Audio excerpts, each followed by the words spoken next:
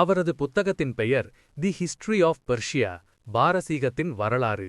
இந்துக்களின் தைத்திய குரு, அதாவது அசுரர்களின் ஆசானான சுக்ராச்சாரியார் தனது வாழ்வின் இறுதி 10 ஆண்டுகளை தனது பேரனான ஆரவுடன் கழித்தார் என்று அப்புத்தகம் குறிப்பிடுகிறது. அந்த நிலப்பரப்பே ஆரவின் பெயரால் அரபு என்று அழைக்கப்பட்டிருக்கவும் முழு வாய்ப்புள்ளது. இதைப் பற்றி நீங்கள் எப்போதாவது சிந்தித்து பார்த்திருக்கிறீர்களா? அரேபியாவின் மணற்பரப்பிலிருந்து முளைத்தெழுந்த ஒரு மதம் உண்மையில் இந்தியாவின் மண்ணில் விதைக்கப்பட்ட விதையிலிருந்து தோன்றியிருக்க முடியுமா? உலகம் இஸ்லாம் என்று அழைக்கும் அந்த மதம் உண்மையில் ஒரு சனாதன உத்தியாக இருந்திருந்தால் என்ன செய்வது? சுக்ராச்சாரியாராலேயே தனிப்பட்ட முறையில் வகுக்கப்பட்ட ஒரு உத்தியாக அது இருந்திருக்க முடியுமா? இதை கேட்கும்போது உங்களுக்கு பேரதிர்ச்சியாக இருக்கலாம். ஆனால் அந்த அதிர்ச்சியே உண்மையான தொடக்கத்தை குறிக்கிறது. ஏனெனில் இன்று நான் உங்களுடன் பகிர்ந்து கொள்ளப் போகும் வெளிப்பாடுகள் வெறும் வரலாற்றுத் தகவல்கள் மட்டுமல்ல, அவை உண்மையின் ஒரு பெரும் வெடிப்பாக அமைகின்றன. உங்கள் மத நம்பிக்கைகளின் அடித்தளத்தையே அசைத்து பார்க்கும் வல்லமை கொண்ட ஒரு வெடிப்பு அது. இக்கதை சிவபெருமானின் ஒரு பக்தரிடமிருந்து தொடங்குகிறது. அவர் அசுரர்களுக்கு உயிரளிக்கும் வரத்தை வழங்குவதற்காக தேவர்களையே எதிர்த்து நின்றவர். மரணத்தையே வெல்லும் ஞானத்தில் தேர்ச்சி பெற்ற ஒரு மனிதர் பின்னர் ஒரு முழு நாகரீகத்தின் பயணத்தையே மாற்றியமைக்கும் வகையிலான ஒரு திட்டத்தை இரகசியமாக அரங்கேற்றியவர். சற்று கற்பனை செய்து பாருங்கள். ஒரு காலத்தில் கங்கை நீர் தீண்டவே தடை செய்யப்பட்டிருந்த அந்த சிவலிங்கம்தான் பிற்காலத்தில் காபாவாக உருமாறியிருக்க முடியுமா?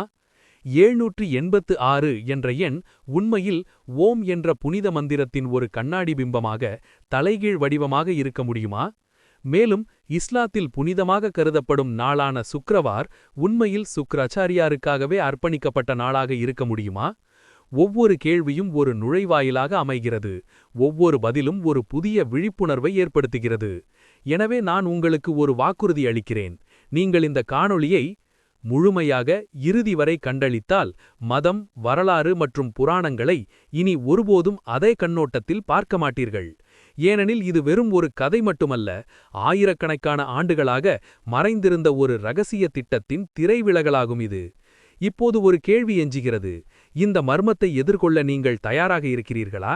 வாருங்கள் நண்பர்களே, கீழே உள்ள கருத்து பெட்டியில் ஒரு சிறு குறிப்பை இட்டு இந்த காணொளியை நீங்கள் எப்படி கண்டறிந்தீர்கள் என்பதை எங்களிடம் தெரிவியுங்கள். நீங்களே தேடி வந்தீர்களா, அல்லது திடீரென்று உங்கள் திரையில் தோன்றி உங்களை கட்டாயப்படுத்தி சொடிக்க வைத்ததா?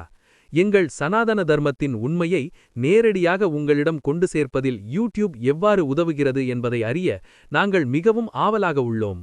ஆம், நீங்கள் உங்களை ஒரு உண்மையான சனாதனி என்று கருதினால், அப்படியென்றால் அந்த சப்ஸ்கிரைப் பொத்தானை இப்போதே அழுத்துங்கள். அதன் மூலம் இதுபோன்ற ஓர் ஆழமான உண்மை அடுத்த முறை வெளிவரும்போது அதை முதன்முதலில் காணும் நபர்களில் நீங்களும் ஒருவராக இருப்பீர்கள். இந்த வீடியோவை லைக் செய்யவும் மறக்காதீர்கள். அப்போதுதான் உலகம் அறிந்து கொள்ளும் சனாதனத்தின் குரலை இனி யாராலும் ஒடுக்கிவிட முடியாது என்று. எனவே இனி தாமதிக்காமல் இந்த வீடியோவின் அடுத்த பரபரப்பான பகுதிக்குள் நுழைவோம். இன்று அரேபிய பாலைவனங்களோடு தொடர்புடையதாக கருதப்படும் ஒரு மதம் உண்மையில் இந்தியாவின் ஒரு மர்மத்தோடு, பல நூற்றாண்டுகளாக மறைந்தே கிடக்கும் ஒரு மர்மத்தோடு தொடர்புடைய அடித்தளங்களைக் கொண்டிருக்கக்கூடும் என்று நீங்கள் எப்போதாவது யோசித்ததுண்டா? இஸ்லாத்தின் தோற்றம் அரேபியாவில் தோன்றிய ஒரு இறைத்தூதரிடமிருந்து அல்லாமல், மாறாக இந்து மதத்தின் மிகவும் புதிரான மற்றும் சக்தி வாய்ந்த குருவான குரு சுக்ராச்சாரியாரிடமிருந்து தோன்றியிருந்தால் என்னவாகும்? இத்தகைய ஒரு முன்மொழிவு முற்றிலும் பைத்தியக்காரத்தனமாக தோன்றுகிறது, அப்படித்தானே?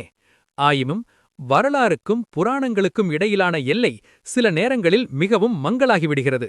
அந்த அளவிற்கு உண்மையும் கூட ஒரு மர்மமாக உருமாறிவிடுகிறது. இன்று அந்த மர்மத்தின் அடுக்குகளை நாம் ஒவ்வொன்றாக பிரித்துக் காட்டப் போகிறோம். ஒரு பழமையான பூட்டை அதன் ஒவ்வொரு பல்லாக மெதுவாக திறந்துவிடுவது போலவே இந்த மர்மத்தின் ஒவ்வொரு அடுக்கையும் நாம் அவிழ்க்கப் போகிறோம்.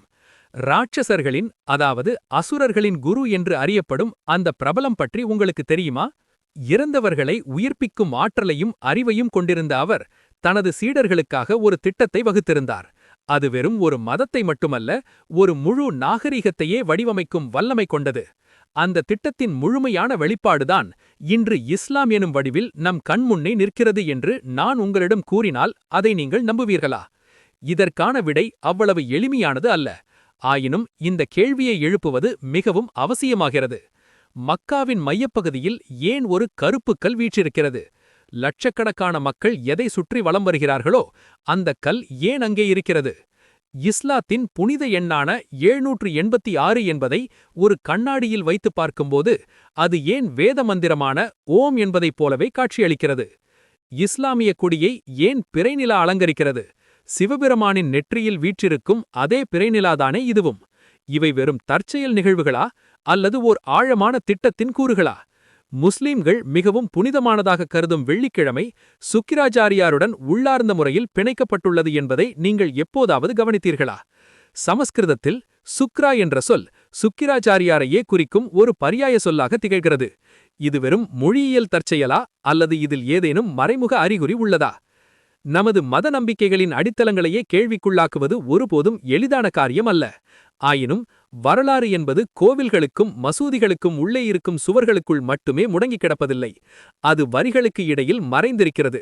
எவரும் வாசிக்காத அல்லது வேண்டுமென்றே மறைக்கப்பட்ட வரிகளுக்கிடையில். இன்று நாம் அந்த வரிகளையே வாசிக்கப் போகிறோம். வரலாறு சிதறிய துண்டுகளாக விட்டுச் சென்ற தடயங்களை நாம் ஒன்றிணைக்கப் போகிறோம். ஏனெனில் இது வெறும் ஒரு மதத்தின் கதையல்ல, இது ஒரு ஆழமான உத்தியின் கதை. ஆயிரக்கணக்கான ஆண்டுகளுக்கு முன்பே நடைமுறைக்கு கொண்டுவரப்பட்ட ஒரு பெரும் திட்டத்தின் கதை. இந்தியாவில் சிவபெருமானின் ஒரு பக்தரால் விவரிக்கப்படும் இந்த பயணத்தில் உங்கள் நம்பிக்கைகளின் அடித்தளங்களையே அசைத்துப் பார்க்கும் பல விஷயங்கள் உங்களை சந்திக்க நேரிடும். ஆயினும் உறுதியாக இருங்கள், அந்த அதிர்ச்சிதான் உண்மையை வெளிக்கொணரும் கருவியாக அமைகிறது.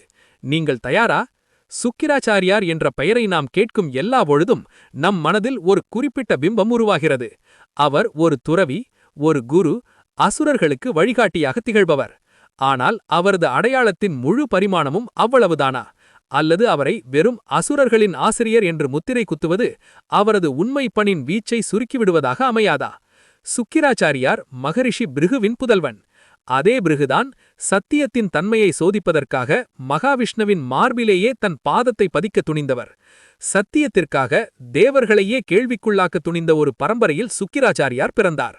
ஒருவேளை இதனால்தான் அவர் தேவர்களின் ஆடம்பரத்திலிருந்தும் பகட்டிலிருந்தும் வெகு தூரமான ஒரு பாதையை தேர்ந்தெடுத்தாரோ என்னவோ. சமூகம் எக்காலத்திலும் இருளின் அடையாளங்களாக சித்தரித்து வந்த அசுரர்களுடனேயே ஒரு பாதையை அவர் தேர்ந்தெடுத்தார். ஆனால் உண்மையில் அந்த அசுரர்கள் யார்? அவர்கள் வெறும் அரக்கர்கள்தானா? இல்லை, அவர்கள் ஒரு பிரபஞ்சத்தின் ஒரு குறிப்பிட்ட பரிமாணத்தை பிரதிபலித்தவர்கள். கேள்வி எழுப்புவது, மாறுபட்ட கருத்துக்களை முன்வைப்பது மற்றும் நிறுவப்பட்ட ஒழுங்கமைப்பை சவால் செய்வது. அந்த அசுரர்களுக்கு சுக்கிராச்சாரியார் வெறும் ஒரு குருவா